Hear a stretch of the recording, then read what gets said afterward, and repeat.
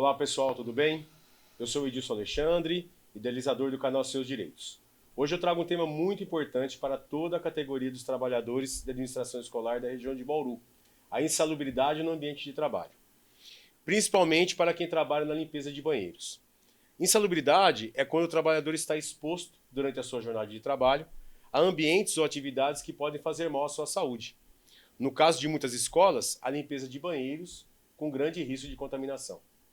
Esse é um direito que ainda não está garantido pela nossa convenção coletiva, mas tem sido discutido e reconhecido pela Justiça do Trabalho. Eu, como representante da categoria dos auxiliares da administração escolar da região de Bauru, estou muito atento a esse assunto e entendo que essa é uma pauta que precisa ser amplamente discutida com muita seriedade. Hoje vou abrir esse debate de forma bem ampla com dois convidados, um advogado trabalhista e um engenheiro de segurança do trabalho. O objetivo desse episódio é discutir de forma clara e acessível a questão da insalubridade para trabalhadores responsáveis pela limpeza de banheiros em instituições de ensino, abordando os aspectos legais, técnicos e sindicais. O episódio visa informar a categoria, valorizar a função e fortalecer a atuação sindical por meio de acordos coletivos. Agora eu vou apresentar para vocês os nossos convidados. Está aqui do meu lado esquerdo o Dr. João Guilherme, advogado trabalhista e um grande amigo. Ao meu lado direito aqui, o engenheiro Robson Moreto, também um grande amigo, e engenheiro de segurança do trabalho. A gente vai já começar, para ficar de uma forma bem dinâmica, já com perguntas, né? Eu vou fazer perguntas para os convidados e a gente vai abrir um bate-papo sobre o assunto. Ok? Vamos lá então? Dr. João, primeira pergunta vai para você. O que caracteriza um ambiente insalubre? Primeiramente, obrigado pelo convite. Fico feliz de estar aqui, já que o objetivo desse episódio do canal Seus Direitos, inclusive o meu como profissional do direito, é de educar as pessoas, tá? Perfeito. De levar o conhecimento. E o conhecimento nada mais é que a pacificação social, a possibilidade de se resolver as questões sem o litígio, sem a briga judicial. Perfeito. Esse tema realmente tem causado muita celeuma no direito, muitas discussões, tá?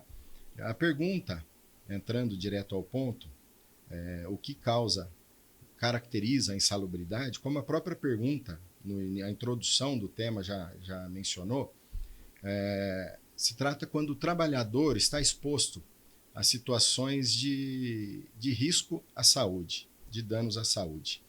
No que se refere aos aspectos legais da insalubridade, a gente tem a proteção desde o aspecto constitucional, tá? Que é o artigo 7º, que cuida da proteção ao trabalhador. Depois, no âmbito extraconstitucional, infraconstitucional, temos a NR15, que o Robson vai falar com mais conhecimento e propriedade para nós. O anexo 14 em especial. O anexo 14. Risco biológico. Exatamente. E temos a legislação do trabalho, que pode ser ampliado e especificado através das convenções coletivas, onde o sindicato pode muito bem se especializar no ponto. Perfeito. Agora, passando a bola para o engenheiro de segurança do trabalho. Robson, conforme o Dr. João comentou, ele abordou os aspectos legais, né, dos perigos de um ambiente insalubre na visão jurídica. E na visão de um engenheiro de segurança do trabalho, quais são os riscos biológicos dessa atividade? Essa atividade em si, ela tem aí o contato, né? Com o quê? Fezes, urinas e secreções. Então, seriam esses três tipos aí do risco biológico, né? Contato com fezes, urina e secreção. Tá, e João, pegando o comentário aqui do Robson, né? Esse contato, né? A gente está discutindo com objetivo, né? E direcionado aos trabalhadores em escolas que tratam da limpeza e da manutenção do banheiro, né? Qual o enquadramento legal, então, dessa limpeza? Existe ou se existe esse enquadramento legal específico para quem faz a limpeza de banheiros nas escolas? A justiça tem um olhar específico para esse tipo de de trabalho ou não? Com base em que têm sido as decisões, Edilson? Temos, além da NR 15, né, que já foi comentada, tem umas súmulas do Tribunal Superior do Trabalho, do TST, que trata exclusivamente dos temas de limpeza de banheiros públicos. Né? Entendi. E dos limpadores de ruas, de ambientes Entendi. públicos em geral, banheiros públicos e ruas Tá. públicas. Com base nessa decisão, a partir de fevereiro agora, temos uma decisão vinculante do TST, determinando justamente nesse sentido, dizendo da insalubridade para os ambientes públicos, banheiros e limpadores de ruas. Então se existe algo já direcionado para o ambiente público, é passível dessa legalidade, dessa aplicação vir para as escolas particulares. Considerando, estávamos conversando previamente, da aplicação dessa, agora praticamente com força de norma, já que é uma decisão judicial vinculante do TST, com base na quantidade de banheiros ou da quantidade... Número de usuários. Como poderia classificar isso? Robson, a quantidade de banheiros... Robson, a rotina, conforme o Dr. João comentou, ela já tem a justiça já vem olhando para esse tipo de trabalho já em ambiente público. Né? E como a nossa ideia aqui, essa discussão é para as escolas particulares, no ambiente particular, e essa rotina de limpeza de banheiros de escolas particulares, ela se encaixa nessa salubridade? Se enquadra, sim. Como nós já havíamos comentado, o anexo 14 NR15, ele fala sobre o risco biológico, certo? E aí é um levantamento qualitativo, onde que isso daí podemos... o laudo pode dar a descaracterização ou não, entendeu? Através do laudo que caracteriza-se o adicional, certo? Então, quer dizer, a insalubridade ela vai ser colocada como uma penalidade sempre após um laudo de um técnico ou de um engenheiro. Isso, justamente. Certo? E aí, além do fato do laudo, tem algumas outras premissas também que o empregador deve cumprir, certo? Porque quando a gente fala em relação à questão do laudo, tem algumas outras atividades que são obrigatórias para o empregador. Seriam quais essas questões? O fornecimento gratuito de EPIs, certo? Vinculando ali o lançamento da vigência desses equipamentos. O que significa EPIs? O que são? Equipamento de proteção individual. Tudo que é utilizado no corpo do trabalhador com a finalidade de controlar o risco. Então significa que os auxiliares de administração escolar, que é a categoria que eu represento enquanto dirigente sindical, esses contratados, esses trabalhadores que são direcionados para a limpeza de banheiros, específico para banheiros. Então existe já uma jurisprudência ou Existe. que com base nessa jurisprudência, apesar dela não ser específica para as escolas, ela tem sido a base para a condenação das escolas. Para esse trabalhador, porque as escolas que não amparam de uma forma correta esse tipo de função baseada em lei e garantindo materiais de proteção, vamos dizer assim. Tá. Então, na sua visão, limpeza de banheiro de escolas particulares se enquadra perfeitamente na insalubridade. Sim. Ok. Doutor João, como que a Justiça do Trabalho vem decidindo? Eu tenho conhecimento que você já trabalhou, né, em soluções de casos onde existe a discussão da insalubridade. Como que, com a sua experiência, né, com os processos que você acompanha, como que a Justiça do Trabalho vem decidindo nessa questão específica da insalubridade em banheiros de escolas particulares? Tá. Como o Robson já se posicionou, tem alguns requisitos, né? Antes da Justiça analisar se de fato havia a limpeza ou não, ele vai verificar se houve a compra adequada dos EPIs, a entrega efetiva desses EPIs e, inclusive, a fiscalização de efetivo uso. Tá? Se passou por todos esses critérios, passa-se ao questão fática, essa é a parte material, documental, aí passa a questão fática, que tem que se provar por testemunha numa audiência, de que o reclamante ou o trabalhador realmente tinha essas atribuições de limpeza, que não basta a nomenclatura, né, de auxiliar geral ou de auxiliar de limpeza. Tem que se provar que realmente... É o exercício da função. Exatamente. Que realmente ela fazia a limpeza dos banheiros, equiparados a públicos, né? Pela quantidade de banheiros ou pelo volume de uso e movimentação. Tá, aí você está me colocando que é a função, é o trabalho desse auxiliar, desse funcionário. Mas aí vem a questão da justiça enxergar se realmente ele fazia esse trabalho. Aí qual que é a parte, qual seriam as garantias, fazendo a contrapartida, de qual os documentos que seriam necessários serem apresentados pela escola, qual os equipamentos, como que a gente defende e como que defenderia, por exemplo, a não caracterização da insalubridade? Ou independente dos EPIs, independente do estudo, o trabalhador que está direcionado a essa função, ele tem direito à insalubridade. Parte da seguinte situação. O laudo, né, como já foi citado, depois vem a questão da gestão, certo?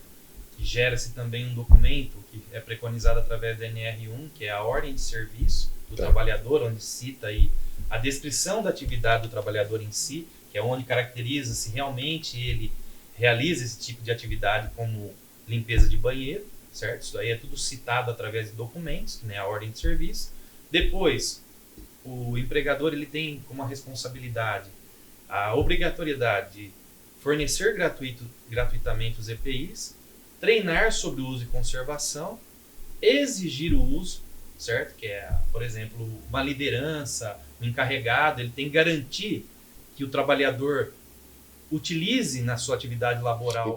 Então é necessário a existência de um outro trabalhador que gerencie, que faça que possa exercer, auxiliar, cobrar, fornecer. Justamente. Via de regra são os encarregados, as lideranças, os gestores. A mesma pessoa que vai lá e denomina a produção da pessoa, ela tem que fazer também a gestão dos equipamentos de proteção individual. Entendi. Então, se tem um encarregado ou recursos humanos, por exemplo, de uma escola particular, que é o nosso objetivo aqui, ela destina um trabalhador, um auxiliar, fala, olha, a partir de agora você vai cuidar da manutenção e limpeza dos banheiros. Né? Então, essa pessoa tem que estar com esse laudo em mãos, não é isso? Se eu estiver errado, o senhor me corrige. É isso aí mesmo. Esse laudo em mãos, com a relação dos EPIs necessários para que essa pessoa possa trabalhar com segurança. Via de regra é a ordem de serviço, que ela discrimina lá a atividade, os riscos da atividade, as medidas de controle através dos EPIs. Agora, deixa eu te perguntar uma coisa que me vem em mente. A quantidade de banheiro, o número de alunos, isso tem impacto num... Eu vou fazer, na verdade, a pergunta para os dois, né? A pergunta técnica e depois a questão jurídica. A quantidade de banheiro de uma escola, com o número de alunos, por exemplo, né? Determina o número de funcionários para que ele se proteja mais ou não. Ou pode ser desde um funcionário ao número de funcionários que não quero saber se está relacionado número de banheiro com o número de alunos. Ou a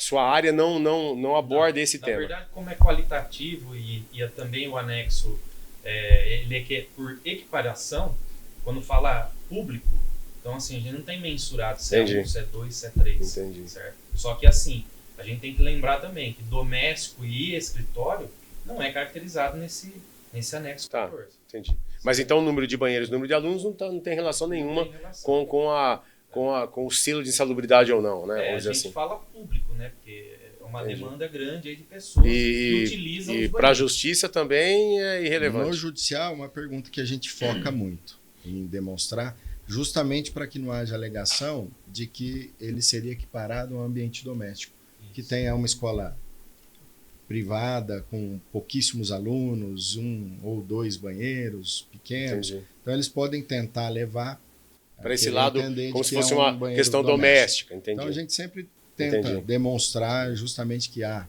mais de um banheiro, que a quantidade de alunos, e por conta dessa discussão, nas perícias técnicas judiciais, os peritos têm nem aguarda mais a nossa pergunta. Já Eles direciona para a insalubridade, já se antecipam. e questionam essa quantidade.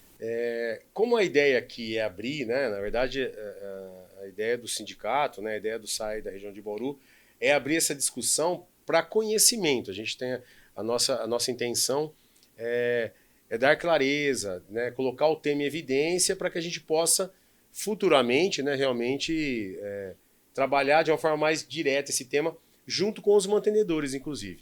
Agora eu vou falar com o Dr. João. No seu entendimento, qual que seria o papel do sindicato, assim, olhando pelo lado jurídico? O que o sindicato poderia evoluir, né, inovar nessa questão da insalubridade, já que esse tema não consta na nossa convenção coletiva? Eu penso que o papel do sindicato é poderoso aqui nesse ponto, é valioso. De que forma mais educativa? Não tem como muito inovar, já que é um direito que ele é baseado Entendi. em regras muito específicas, dependente de entrega de EPIs válidos, aprovados pelo Inmetro, seguindo a risca ANR. Mas ele tem um papel muito importante na questão da educação. E estando numa convenção coletiva, ele vai servir como validação para os mantenedores, os empregadores. Né? Então, ele é preventivo. Ele vai educar e vai ter certeza que esse direito se aplica às escolas, à categoria. E não somente a um banheiro público. Entendi. E, Robson, como que um engenheiro de segurança do trabalho pode auxiliar o sindicato nessa questão? Porque a ideia aqui, como é da clareza, como é da conhecimento, como é abrir aí a discussão, como que a sua especialidade poderia nos auxiliar como sindicato? Como já citado, quando a gente fala de laudo, precisa existir aí, no caso do anexo 14, visual, entendeu? Não é qualitativo. Então, assim, ter essa interface aí, talvez com os empregadores, com a finalidade de uma assessoria, entendeu? Para poder caracterizar ou não através desse laudo aí. Né? O sindicato ser a entidade, a instituição que vai de encontro ao mantenedor, né? Isso. Que leve as informações para os cuidados com os trabalhadores que são os representados, os nossos representados. Pode fazer essa intermediação, né? Entendi. Preventiva. Isso. O trabalho ideal é que seja sempre preventivo e educativo. Perfeito. E é sempre mais vantajoso. Até o nome fala, né? Programa de gerenciamento de risco. Né? Então, perfeito. Esse é o objetivo aí maior aí para ambas as partes, tanto o trabalhador quanto o empregador. De prevenção. Bacana. Né? Bom, a gente está caminhando para o final. Eu vou deixar aí uns minutinhos para que vocês deem as palavras finais aí para a gente poder encerrar esse podcast. Vamos lá. Pode começar? Já que eu iniciei as perguntas com o Dr. João, você pode iniciar aí as suas considerações finais, Robson. Bom, quando a gente fala de laudo, né, como já citado, né, requer aí um profissional que possa fazer esse laudo para poder caracterizar ou não esse tipo de enquadramento aí, né, para o adicional, né, o anexo 14 do adicional de insalubridade. Então, assim, é bem o que nós acabamos de falar aqui, né? Ter essa interface, né? A escola, um profissional, para poder, depois, o objetivo final, caracterizar ou não esse adicional aí para o trabalhador e para a escola. Ok. Dr. João? Eu penso que foi muito importante essa reunião, o tema e essa sinergia, essa soma de profissionais, né? O cooperativismo, que hoje está tão na moda de se falar, mas nada mais que essa sinergia entre os profissionais do sindicato, intermediando, levando a educação, o conhecimento aos trabalhadores e aos empregadores. Sim. O trabalho do Robson como prevenção, entregar um laudo, um trabalho completo, que nada melhor do que o preventivo e se evitar uma judicialização. Uma ação vindo, vem outras na sequência, buscando. É o efeito dominó. Quando que a se gente busca fala, né? um advogado que às vezes visa somente o financeiro, ele vai pedir várias outras coisas, às vezes sem ter o direito. Entendi. E isso encarece demais o custo do próprio empresário, que a gente já sabe que não é tão simples no Brasil. Sim. Então, a ideia é que seja sempre preventivo. E o tema e o estudo aqui, o bate-papo, educativo. Eu bato sempre Perfeito. nessa tecla. Bom, agradecer a presença dos meus 2 amigos aqui e dizer que o sindicato ele tem agora esse novo papel, né? A gente vai entrar com essa questão da informação, a questão de levar o conhecimento para todos, né? Para gerar essa proteção e para que a gente possa criar esse elo de harmonia mesmo. Que é você ter o judiciário, você ter o especialista e você ter o trabalhador, né? Em harmonia junto com o empregador também, ok?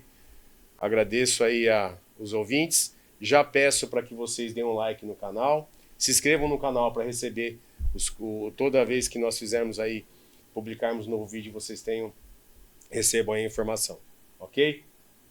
Muito obrigado e vamos em frente. Obrigado.